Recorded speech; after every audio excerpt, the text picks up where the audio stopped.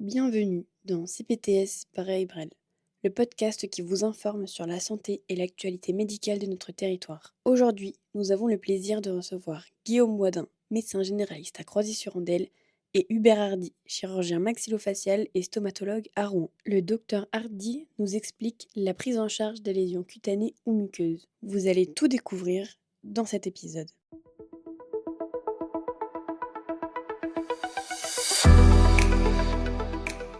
Pour ceux qui ont raté les épisodes précédents, on vient de parler des algies de la face. C'était hyper intéressant. Et là, je vais te présenter d'abord. Tu t'appelles Hubert Hardy et tu es chirurgien maxillofacial à Rouen. Et là, tu viens nous parler des lésions cutanéo-muqueuses.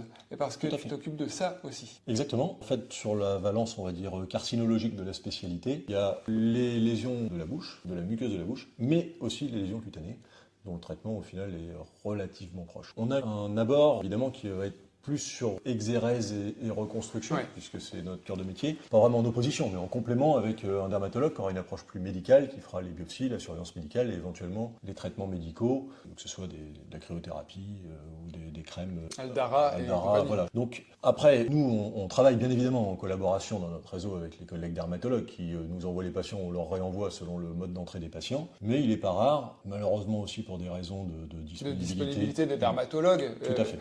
Nous, on se forme en médecine générale à la dermoscopie de plus en plus, et c'est vrai que... C'est un très gros problème de santé publique, je ne le reproche pas aux collègues dermatologues, mais il y a énormément de patients qui ont des tumeurs cutanées, ou en bouche aussi d'ailleurs, il y en aura de plus en plus. Dans 20 ans, les perspectives disent qu'on aura plus de tumeurs cutanées enlevées que de dents de sagesse, autant dire que ça va quand même être assez fréquent chaque année. À cause du réchauffement climatique ou des choses comme ça Le vieillissement de la population, l'exposition solaire. Ok, pas dans la bouche par Et contre. alors dans la bouche, plus pour d'autres motifs viraux ou auto-immuns. Ok. C'est important. Le petit avantage, entre guillemets, qu'on pourrait avoir quand on reçoit les patients, c'est que quand on fait le prélèvement, qu'on a l'histologie, ça va quand même beaucoup plus vite après pour accélérer la prise en charge dans le réseau de soins spécialisés, que ce soit le dermatologue, l'oncologue, etc. Bien sûr. Ok. On a parlé des lésions de la bouche, tu veux en dire un petit mot? Alors, je pense qu'il est important de bien rappeler les facteurs de risque, parce que certains sont très très connus et évidents, mais d'autres sont malheureusement très fréquents et beaucoup moins souvent évoqués. Bien évidemment, on retient alcool et tabac, qui sont les deux critères historiques, on va dire, mais qui sont en forte décroissance depuis quelques années, même si on reste une région particulièrement exposée. Ce qui augmente énormément, c'est l'HPV.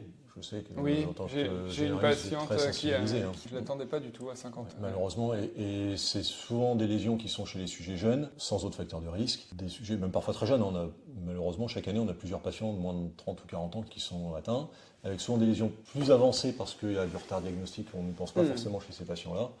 Et surtout, c'est évitable à terme, puisque c'est quand même la vaccination qui va traiter et bon, éviter donc ça. plein pot sur la vaccination. Les traumatismes chroniques, ça malheureusement, on en voit beaucoup trop souvent. Ah, c'est les gens qui se mangent souvent chez les personnes âgées, ou quand il manque des dents, et du coup il y a une ulcération chronique qui se crée à cause des dents manquantes, ou un appareillage mal réglé. C'est malheureusement beaucoup trop fréquent, et c'est de la même façon qu'une plaie chronique au niveau de la peau, du derme, peut dégénérer. On a des dégénérescences malignes de plaies chroniques. Et là encore, on a des retards parce qu'on ne pense pas forcément à regarder dans la bouche ou on ne pense pas forcément à cette cause. Et puis, un peu plus rare, mais c'est quand même pas si rare, ce sont les lésions précancéreuses. Alors, l'érythroplasie, c'est-à-dire la tache rouge, ça c'est vraiment assez rare. C'est quasiment un coup sûr du cancer. Donc, quand on voit une tache rouge dans la bouche, il vaut mieux adresser dans le doute plutôt que de passer à côté. Et les leucoplasies, donc les taches blanches, ça, c'est nettement plus fréquent. Par leucoplasie, j'entends les plaques blanches qui ne se décollent pas, par opposition aux plaques blanches qui se décollent, qu'on a dans la candidose, qui est un diagnostic différentiel. Là, je pense plutôt à des pathologies comme le lichen plan-buccal. C'est assez fréquent. Enfin, il y a une composante auto-immune. Ça touche fréquemment les femmes. C'est le profil de la pathologie auto-immune. C'est la femme de plus de 50 ans, pas de facteur de risque. Et là, il y a un risque qui est faible de dégénérescence, mais ça arrive. Et ça pose aussi souvent des problèmes de suivi chez ces patients-là, parce que soit personne ne le regarde ou n'y pense, et si le lichen évolue pendant plusieurs années sans aucune surveillance, ça peut dégénérer. Alors qu'avec une surveillance très simple, de la même façon qu'on surveillerait un névus au niveau de la peau, eh bien on peut voir si ça se transforme, on prélève et on peut éventuellement agir très précocement. Surtout que ça peut assez vite échapper en plus au traitement.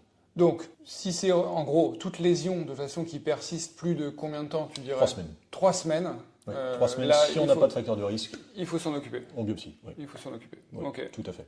3 très semaines bien. sans facteur de risque. Bon, et puis donc nous, on est souvent embêtés avec les lésions cutanées. Alors du visage, je le conçois, mais éventuellement, si on n'a pas trop d'accès, on a envoyé une photo ou une dermoscopie à un dermatologue qui n'est pas forcément du coin, mais qui peut pas recevoir du coup. Oui. On peut Sans t'adresser. problème. Pour ce faire, alors c'est vrai qu'on a l'avantage d'avoir une disponibilité un peu plus facile, Ouais. en particulier parce que, alors c'est notre pratique au sein du cabinet avec mes différents associés, mais comme on s'est orienté assez fortement sur la carcinologie, on a des règles de secrétariat qui font que s'il y a une suspicion, le patient est vu dans la semaine en gros, si c'est pas plus rapide, et on pourra proposer d'emblée effectivement une biopsie ou une exérèse, et tout de suite l'inscription du patient dans le circuit d'oncologie si c'est nécessaire. On peut aussi d'emblée prendre en charge des grandes lésions, parce que c'est finalement pas si rare, des grandes lésions qui ne sont pas simplement extirpables par une exérèse suture simple, ce Ouais. pour l'essentiel des dermatos. Pour ces lésions-là, il y a des facteurs de risque où il y a Bah, c'est l'exposition au soleil. le phototype, Oui, ouais. celte, on va dire, Ouais, pour ouais. peau claire et cheveux roux. Les plaies chroniques, faut y penser. Et faut penser donc à certaines lésions précancéreuses cutanées. Je pense au kératoacanthome par exemple. En tout cas, faut pas hésiter dans le doute. En particulier les zones dites à risque, que sont les zones périorificielles. Autour de la paupière, du nez, de la bouche, les oreilles. C'est souvent plus délicat d'exérèse. C'est mieux quand on peut agir très en amont. J'ai des patients qui ont des lipomes, là, Oui, des ou des sortes de loupes. gros kystes. Oui, Oui. des loupes. Des loupes, oui. Voilà. Alors ça a l'avantage de pas être cancéreux, mais ça s'enlève assez aisément. Ouais, non, Oui. mais c'est bon à savoir parce que c'est pas Oui, toujours, tout à fait. C'est Ok. c'est un peu comme un kyste sébacé, on va dire, du cuir chevelu. Voilà. Ok, donc lésion de plus de 3 semaines avec facteur de risque, biopsie. Et on voit qu'il y a les lésions de la langue et les lésions Reste de la du muqueuse. reste de la muqueuse. Oui. Il y a peut-être des spécificités. Pas trop, si ce n'est que la langue, on a plus fréquemment les lésions de morsure chronique au niveau de la langue, Ouais. alors que le lichen est rarement au niveau de la langue. Dans le lichen plan buccal, il peut être parfois érosif, qui peut être sclérodermiforme, donc avec une forme plus diffuse, plus sclérotique. Celui-ci est plutôt sur les faces internes de joue, éventuellement la gencive, plus rarement sur la langue. D'accord. C'est le plus délicat à vrai dire, parce que souvent un carcinome épidermoïde dans la bouche, quand on en a déjà vu au moins une fois, ça fait un aspect bourgeonnant, ça saigne, ça fait mal au patient. Peut-être plus l'accessibilité pour le trouver, pour le voir, qui peut piéger. Il faut se méfier de l'otalgie réflexe, très fréquente quand même, Ah sur oui. les lésions dans la bouche. Et puis les formules serrées, c'est ce qu'on disait là, une afte qui traîne plus de 3 semaines, ça peut être une afte, mais jusqu'à preuve du contraire, faut quand même faut creuser. Et on dit une afte. C'est jamais trop. Bon, Une on, ou un. on verra bien. Une hein, aftose. on laisse tout le monde vérifier. On va dire une afteuse. Une lésion aftoïde. Très bien. Ce qu'il faut retenir, c'est qu'il ne faut pas laisser traîner une lésion suspecte. Très bien. Et pas hésiter à regarder. Parfait. Ben, merci d'avoir répondu à toutes ces questions. Merci. C'était la CPTS Braille-Brel pour notre épisode 15.